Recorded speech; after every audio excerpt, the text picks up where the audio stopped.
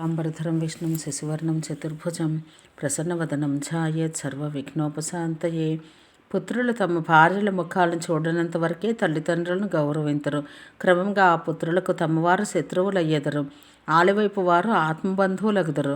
రాజులు పాపాత్ములై ధర్మాలు విస్మరింతురు. నిత్యము ప్రజలను పీడించి వారిని దుర్దశల పాలు చేయిచుందరు. ధనవంతులు నీచజాతి వారైనను కులీనులుగా గౌరవింపబడుదురు. యజ్ఞోపవీతములు మాత్రమే బ్రాహ్మణులకు గుర్తు. దిగంబరత్వం తాపసులకు గుర్తు. వేద పురాణాలపై విశ్వాసం లేనివారు హరిభక్తులుగా సజ్జనులుగా చెలామణి అగుచుందరు. కవులకు ఉదారంగా ఆశ్రయమిచ్చి గౌరవించేవారు మాత్రము మచ్చునకైనను కనబడరు.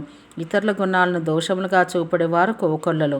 కానీ వారిలో నిజమైన గుణవంతులు ఎవ్వరూ కానరారు. కలియుగాన తరచుగా కరువు కాటకాలు సంభవించుచుండును. జనుల్లో ఆకలి చావులు మిక్కుటముగా ఉండను. ఓ ఖగరాజా, వైనతేయ వినుము.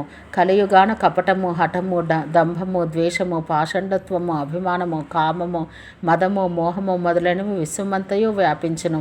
మనుషులు జప తప యజ్ఞ వ్రత దానాది ధర్మమును తామస భావములతో ఆచరింతురు. దేవతలు భూమిపై వానలు కురిపింపరు. నాటిన విత్తనాలు మొలకెత్తవు. స్త్రీలు శిరోజాలను కత్తిరించుకుని వాటిని చిత్ర విచిత్రాలుగా అలంకరించుకొందరు. వారెన్నడూ తృప్తి చెందరు. అనేక వస్తువులపై లాలస ఉండటం వలన ధనహీనులై దుఃఖములు పాలగుదరు. వారు మూర్ఖత్వం వలన వ్యర్థ సుఖములు ఆశించెదరు. ధర్మంపై వారి మనసులు లగ్నం కావు. వారు అల్పబుద్ధులు, కఠినాత్ములయ్యెదరు. కోమలత్వం వారిలో లేసమాత్రం ఉండదు. మనుషులు రోగపీడితులగుదురు. వారికి సుఖమనేదే ఉండదు. దురభిమానంతో వారు నిష్కారణ వైరం పోనెదరు. వారి జీవితకాలం క్షణికమైనను వారి గర్వం మాత్రం కల్పాంతం వరకు ఉండను. కలియుగం మానవుల జీవితాలను తలకిందులు గావించును. జనులు తమ చెల్లెండ్రను కూతుండ్రను సైతం పవిత్రంగా గౌరవించరు. ఎక్కడ ఎవ్వరిలోనూ సంతోషమో వివేకము మనశ్శాంతియు మచ్చుకైనను కనబడవు. అన్ని జాతుల వారు యాచక వృత్తిని అవలంబిస్తారు. ఈర్ష, పరుషవచనములు పలుకుట, లోభము అనేవి జనుల్లో సంపూర్ణంగా ఉండను. సమతాభావాలు ఉండవు. ప్రజలందరూ వియోగాలను, అంతులేని దుఃఖాలు అనుభవింతురు. వర్ణాశ్రమ ధర్మాలు అడగంటును. దమము, దానము, దయ, సానుభూతి కలికమునకైనను కానరావు. మూర్ఖత్వం, మోసం పెచ్చు పెరుగును. శరీర పోషణ యందే స్త్రీ పురుషుల ఆసక్తిని కనబరచెదరు. జగత్తునందంతటను పరులను నిందించిన వారే దర్శనమిచ్చెదరు. ఓ పన్నగాంతక గరుడ వినుము. కలియుగం పాపాలకు అవగుణాలకు నిలయం. కానీ ఈ కలియుగాన ఒక గొప్ప గుణం కూడా లేకపోలేదు. ఎట్టి శ్రమ లేకయే జనులకు జనన మరణాల నుండి విముక్తి లభించును. సత్య, త్రేత, ద్వాపర యుగాలయందు యోగ యజ్ఞ పూజల వల్ల ప్రాప్తించే గతి కలియుగాన జనులకు కేవలం భగవన్నామ స్మరణ వల్లనే లభించును. కృతయుగమందు ఎల్లరును యోగులై విజ్ఞానులై ఉందరు. వారు దైవధ్యానంచే భవసాగరం దాటిద్దరు. త్రేతాయుగమును ప్రజలు వివిధ యజ్ఞాలు ఆచరించి తమ కర్మలన్నింటినీ ప్రభువుకు సమర్పించి సంసార సాగరం నుండి తరించెదరు. ద్వాపరయుగాన భగవంతుని చరణాలను పూజించి జనులు భవబంధాల నుండి విముక్తి పొందెదరు. ఈ విషయాన ఇంతకంటను వేరే ఉపాయమే లేదు. కలియుగాన శ్రీహరి గుణములను గానం చేసి జనులు జనన మరణ చక్రం నుండి ముక్తిని పొందెదరు. కలియుగాన యోగము, యజ్ఞము, జ్ఞానము అను వాటి ద్వారా శ్రమపడవలసిన అవసరం లేదు. కేవలం శ్రీరాముని గుణకీర్తనమే ముక్తికి పరమ సాధనం. కలవు సంకీర్తనాన్ముక్తి. కావున యోగము మొదలగు వాని ప్రసక్తి లేకయే శ్రీరాముని భజించువాడు, అనన్య భక్తితో ప్రభు గుణగణాలు గానమనర్చువాడు భవసాగరం నుండి అవలీలగా బయటపడగలడు. ఇందు సందేహం లేదు. కలియుగాన నామమహిమ గొప్పది. మానసిక పుణ్యముండను కానీ మానసిక పాపముండదు. ఇది కలియుగమందలి వైశిష్ట్యం. మానవుడు విశ్వాసం కలిగి ఉన్నచో కలియుగంతో సమానమైన యుగం లేదు. ఏలాన శ్రీరాముని నిర్మల గుణగణాలు స్మరించి ఎట్టి ప్రయాస లేకుండగానే సంసార సాగరం దాటగలడు. ధర్మానికి సత్యము, దయ, తపము, దానము అను 4 చరణాలు ప్రసిద్ధములు. కలియుగాన దానం అనుచరణమే ముఖ్యమైనది. దానమును ఏ విధంగా చేసిననో అది శుభ ఫలితమునే ఇచ్చును. శ్రీరాముని మాయా ప్రేరణ వల్ల అందరి హృదయాలలో అన్ని యుగముల ధర్మములను నిత్యము ప్రకాశించుచుండును. శుద్ధ సత్వజ్ఞానము, సమత్వము, విజ్ఞానము, మనఃప్రసన్నత అనేవి కృతయుగ ప్రభావాలను తెలుసుకోవాలి. సత్వగుణం అధికంగా ఉండి అది కొంత రజోగుణ మిశ్రితమైతే అది త్రేతాయుగ లక్షణం. దీని ప్రభావం వల్ల కర్మలయందు ప్రీతి, సర్వవిధ సుఖములను కోరుట జరుగును. రజోగుణం ఎక్కువగా ఉండి సత్వగుణం చాలా కొద్దిగా ఉండి కొంత తమోగుణం కూడా మిశ్రితమై హర్షము భయము కలుగుచుండట ద్వాపరయుగ లక్షణం. తమోగుణం అధికంగా ఉండి కొద్దిగా రజోగుణం మిశ్రితమై నలుదశలా వైరము ప్రతీకారము వ్యాపించుట కలియుగ ప్రభావం. పండితులైన వారు యుగ ధర్మాలను గురించి బాగుగా ఆలోచించి అధర్మం త్యజించి ధర్మాన్ని ఆచరించెదరు. శ్రీ రఘునాథుని చరణాలపై అత్యంత ప్రీతి గలవాణి యుగ ధర్మాలు ఏమాత్రం అంటవు. ఓ ఖగరాజా, ఇంద్రజాలికుడు ప్రదర్శించు మాయ చూచువారికి అనూహ్యమైనది. కానీ అతని ఉపాయాలు అతని సేవకులను ప్రభావితం చెయ్యవు. శ్రీహరి మాయాప్రేరితములైన గుణదోషముల దూరమగటకు హరిని భజించుట తప్ప మరి ఒక మార్గం లేదు. మనసులో ఇట్లా ఆలోచించి కోరికలన్నింటినీ వదిలి నిష్కామ భావంతో శ్రీరాముని భజించాలి. ఓ ఖగరాజా, వైనతేయ, ఈ కలియుగాన నేను అనేక వత్సరాలు అయోధ్యానగరాన నివసించి తిని అక్కడ కరువు సంభవించగా ఆపదలకు గురే ఇతర దేశాలకు వెళ్ళి తిని. ఓ పన్నగాసన ఖగరాజా, వినుము. నేను దీనుడనై ఉదాసీనుడై దరిద్రుడనై దుఃఖితుడనై ఉజ్జయిని నగరానికి వెళ్ళి తిని కొంతకాలం అక్కడ గడిపి కొంత ధనం సంపాదించి పరమశివుని ఆరాధింపసాగితిని.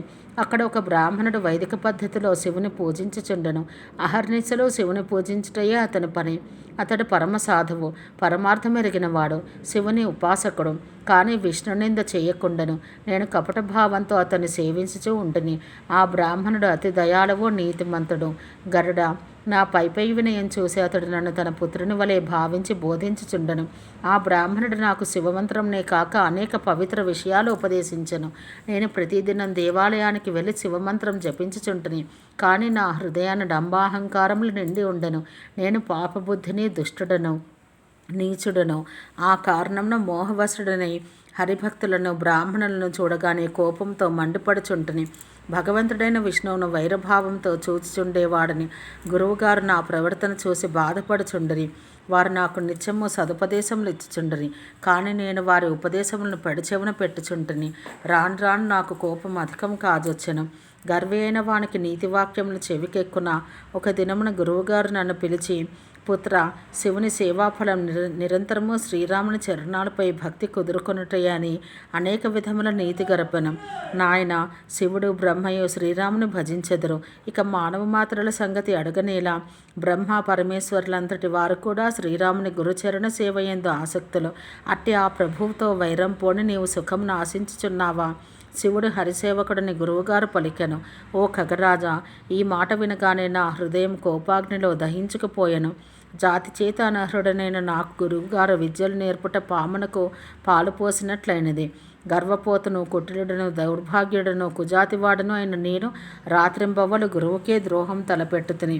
కానీ గురువుగారు అత్యంత దయాళువులు కావున ఆయన ఏమాత్రం కోప్పడలేదు. ఆయన అనుక్షణం చక్కని విజ్ఞానం బోధించుచుండిరి. నీచుడు తనకు ఔన్నత్యమును గూర్చిన వానికే హాని చేకూర్చును. సోదర, వినుము. పొగ నిప్పు నుండి ఉత్పన్నమగును. కానీ అదే పొగ మేఘముగా రూపొంది తాను వర్షించిన జలంతో ఆ నిప్పును ఆర్పివేయును. ధూళి మార్గంలో పడి అవమానం పాలై సర్వదా అందరి పాదముల చే తొక్కబడను. కానీ గాలి వలన ఆ ధూళి ఎత్తుకు ఎగిరినప్పుడు అది ఆ గాలినే చుట్టుముట్టి రాజుల కండ్లలోనూ కిరీటం పైనను పడను. ఓ ఖగరాజా, వినుము. ఈ ప్రసంగమును గ్రహించిన బుద్ధిమంతులు అధములతో సాంగత్యం చెయ్యరు. దుష్టులతో కలహం కానీ స్నేహం కానీ చేయుట తగదని పండిత శ్రేష్ఠులు నీతి గరిపెదరు. కళ్ళనీడ ఎల్లప్పుడూ తటస్థుని వలనే ఉండవలను. అతన్ని కుక్కని వలె దూరంగా ఉంచవలను. నేను దుష్టుడను, కపటిని, కుటిలుడను. గురువుగారు నాకు హితవచనాలచే మార్చడానికి ప్రయత్నించిరి. కానీ అవి నాకు రుచించలేదు. ఒక దినం నేను శివాలయంలో శివనామం జపించుచుంటిని. అదే సమయాన గురువుగారు అచ్చటికి విచ్చేసిరి. కానీ గర్వితమతిని నేను లేవలేదు. పైగా ఆయనకు నమస్కరించలేదు. గురువుగారు దయానిధులు. నా దౌష్ట్యం చూసి ఆయన ఏమీ అనలేదు. ఆయన హృదయంలో ఆవంతయు కోపం లేదు. కానీ గురువును నిరాదరించటం మహాపాపం. మహాదేవుడు దీన్ని సహించలేకపోయాను. మందిరం లోపల నుండి ఒక అదృశ్యవాణి ఇట్లు పలికెను. ఓరి దౌర్భాగ్యుడా, మూర్ఖుడా, దురభిమాని, నీ గురువు మిక్కిలి దయామయుడు కావున నిన్ను కోపగింపలేదు. ఆయన పరిపూర్ణ జ్ఞాని. అయినను శఠుడా, నేను నిన్ను శపించెదను. నీతిబాహ్యమైన పని నాకు రుచింపదు. దుష్టుడా, నిన్ను దండింపనిచో వైదిక నిష్ఠ నియమాలు ఉల్లంఘించినట్లగును. గురువునడ ఈర్ష్యాలువైన మూర్ఖుడు కోట్ల కొలది యుగముల వరకు రౌరవ నరకయాతనలకు గురియగదురు. తర్వాత పశుపక్షాది యోనుల్లో జన్మించును. వేల కొలది జన్మల్లో దుఃఖములు అనుభవించును. ఓరీ పాపి, నీవు గురువుగారి ముందు కొండ చెరువు వలె కూర్చుని ఉంటివి. నీ పాపబుద్ధి పంకిలమైనది. కావున నీవు సర్పం వై నీచాతి నీచంగా అధోగతి పాలై పెద్ద చెట్టు తొర్రలో పడి ఉండదవు. భయంకరమైన ఆ శివుని శాపం విని గురువుగారు హాహాకారం చేసెను. వణుకుచున్న నన్ను చూసి అతని హృదయంలో దుఃఖం ఉప్పొంగెను. నా విహ్వల స్థితిని గమనించి ఆ బ్రాహ్మణుడు శివునికి భక్తితో దండ ప్రణామములు ఆచరించి అంజలి ఘటించి గద్గద కంఠంతో స్తుతించసాగెను. ఓం శాంతి శాంతి శాంతి.